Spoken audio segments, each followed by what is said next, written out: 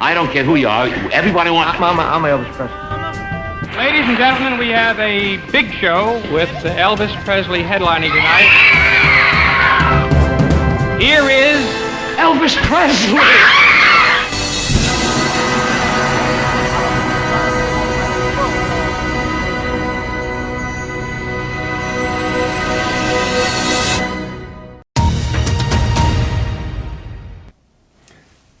Dear viewers, as promised, I come with a revelation that sheds new light on the subject of Priscilla's burial in the meditation garden as part of the 2023 agreement between Riley and Priscilla. In the comment section below the December 2023 video, a number of viewers came up with pieces of information which I was later able to put together like a complete puzzle. And this is what we found. Here is the document dated September 28, 1977 by applicant attorney Beecher Smith, which shows the approval to his request of a variation from the zoning regulations to use a portion of the meditation garden to establish a family burial site containing not more than 6 burial plots. In 1977, the board took into consideration and recognized the uniqueness of the circumstances surrounding this request and was therefore of the opinion that the public good as a whole would best be served by the approval of this application.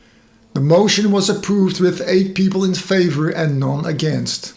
In short, this means that Vernon asked and received approval for 6 to be buried at Graceland.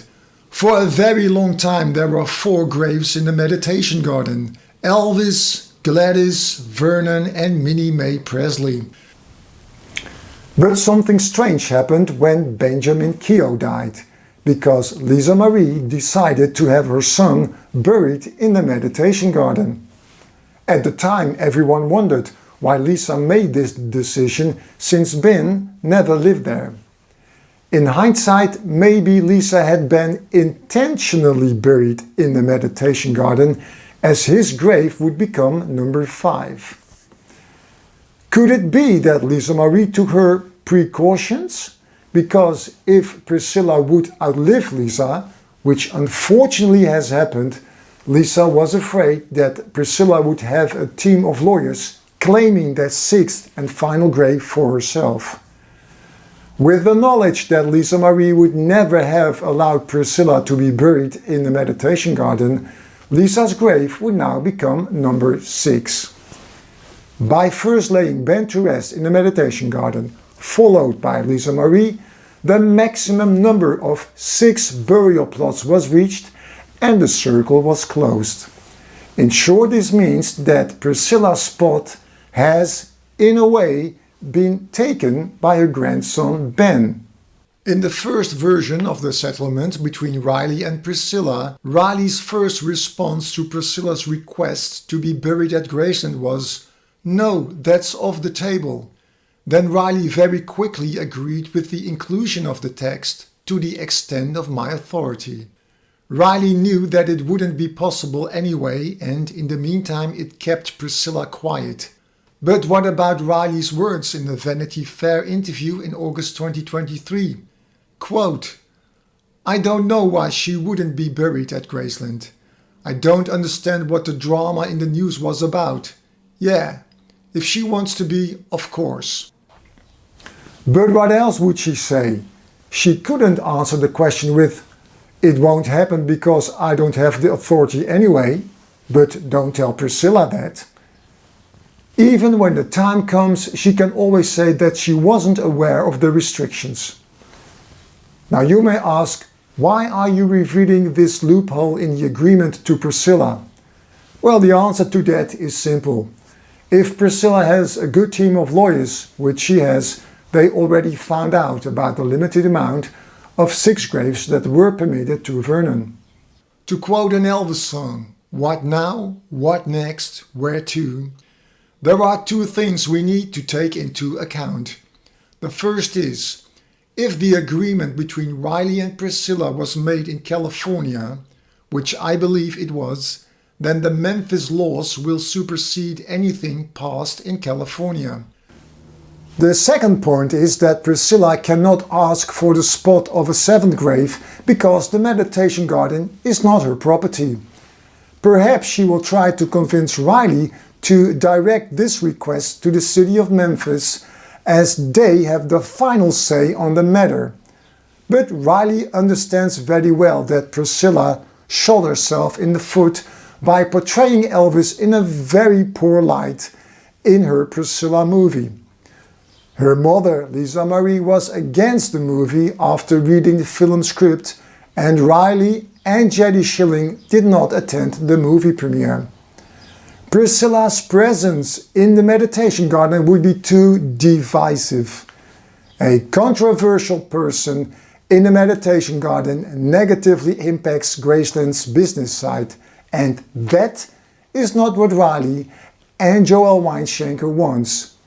The graves in the meditation garden should only be for the Smith and the Presley family members.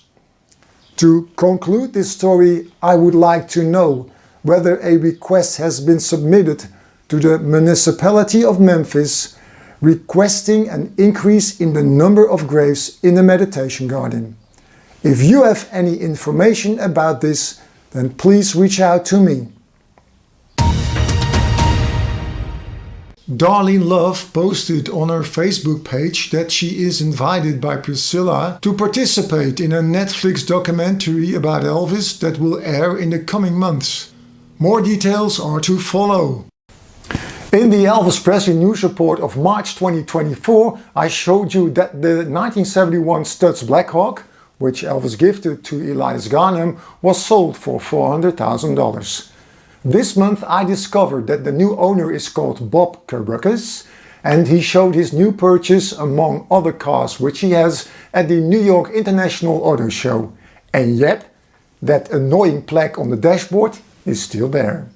When he bought the studs, this was essentially at the beginning, it was ordered for Frank Sinatra, but they sold it to Elvis. So Frank Sinatra vowed he would never buy one because in the pecking order, nobody could compare with Elvis. The 1971 STS Blackhawk that Elvis owned was the first ever produced and one of only 14 STS Blackhawks that survived that test of time. So what makes these pieces special beyond their owners? At that time, when these were built, they were made on Pontiac chassis. The bodies were all handmade over in Italy. They were the most expensive car in the world at that time. Really, really special car that cannot be duplicated. No matter how much money you have, you can't buy this. Elvis entered the Ryman Auditorium through the new exhibit From Memphis to Ryman, which commemorates Elvis's one and only Grand Ole Opry performance at the Ryman 70 years ago on October 2nd, 1954. You can now explore the stories behind Presley's performance through a series of recollections, photographs and artifact displays. Presley never performed on the Opry stage again, but visited friends backstage at the Ryman in 1957. Hello everybody, in the March video I showed you the test pressings of the Happy Elvis Presley Day t-shirts. I have decided to keep the printing and the shipping in my own hands. This month I am testing the waters to see if there is a market for these shirts. And I am very pleased to announce that sales have officially started. Ordering is only open in the month of May, and after that I will make the decision if this project is being continued or not. If you are interested, then send an email to elvisdisco@hotmail.com and you will receive all the information you need. This will include, among other things, the price, the size chart and the postage cost. Here is the list of Elvis Presley's 10 most popular songs based on how many times they have been streamed on Spotify. The year in brackets is the year of release. This overview was compiled in March 2024 and excludes the Christmas songs. At number 3 is Suspicious Minds with 444 million. At number 2 is Jailhouse Rock with 455 million. And at number 1 is Can't Help Falling in Love with 842 million streams. This song has been streamed almost twice as much as Jailhouse Rock, which is, as you could see, number 2 on the list. Hey everybody, I just got yelled at by the sales team because they say that my sales pitch wasn't good enough, because this isn't just a t-shirt. No, it is much more than that. You can also use it as a cover for your sofa cushion. In fact, you can also sleep with it. The shirt is strong enough that you can sit on it. The shirt also keeps you extra warm when it's a bit cold. Bottom line is that this is not just a simple Happy Elvis Presley Day t-shirt. No, it is a multi-purpose shirt. Our sales team is looking forward to your order. Send an email to elvisdisco@hotmail.com and you will receive all the information you need. Gillian Garr created, in collaboration with the Elvis Presley estate, the book Elvis Presley Treasures. The book gives an intimate look at 100 objects from the Graceland archives. Elvis's most iconic and memorable pieces are on display in this book. From the gold suit of Elvis's early career, the black leather wristband from the '68 comic special, and his American Eagle jumpsuit worn at the Aloha from Hawaii performance, to his private plane, the Lisa Marie, and his pink Cadillac. The hardcover book, that will be released on August 6, has a list price of $50 and contains 224 pages. Hello everybody, it's trivia time, and in last month's trivia I showed you an easy and a more difficult picture that contained 4 individual pictures depicting song titles. 3 pictures were Elvis songs and 1 was not. Correct answer had to be A3, The Lion Sleeps Tonight, Oh Wimble Way, and B2, Roll Over Beethoven. The trivia for this month is about the sleeve of Elvis Gold Records Volume 2 album that was released in 1959. Can you tell me what the most striking difference is between the record sleeves that were used in the United States compared to the version that was used in the United Kingdom? Because this is a very difficult trivia question, I give you the hint to start counting. Place your answer in the comments below. German actress Vera Tchekova, at the time 18 years old, tried to meet Elvis when he was on field training exercises in Germany.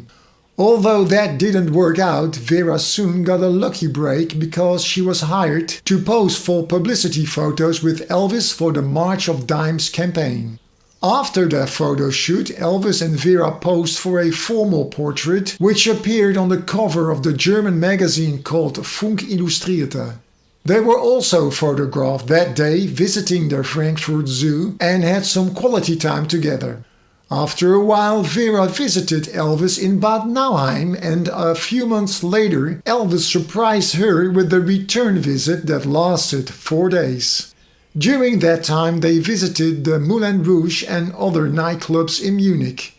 Elvis was definitely interested in Vera, but to Vera it was more the priceless free publicity that she, as a young and emerging actress, was interested in. Vera Tchekova died on April 3, 2024 in Berlin at the age of 83. Shreveport native James Burton had a street named after him. James Burton Way covers 2 blocks from Common Street to Austin Place. The dedication took place in front of the Municipal Auditorium. I'm just glad I'm still here to accept it. Yeah. That's what life's all about. It's very special to honor him today after his wonderful career in country music, rockabilly music, rock and roll music, you name it, James Burton's done it. I'm so honored. It's fantastic. Burton grew up in Dubberly, Louisiana, but was raised in Shreveport and played at the Municipal Auditorium even before Elvis did. I love Shreveport. That's why I came back home to live here. That was the news for this time. Check back next month if you want to keep up with all the latest Elvis news. Until then, have a happy Elvis Presley Day. You have a happy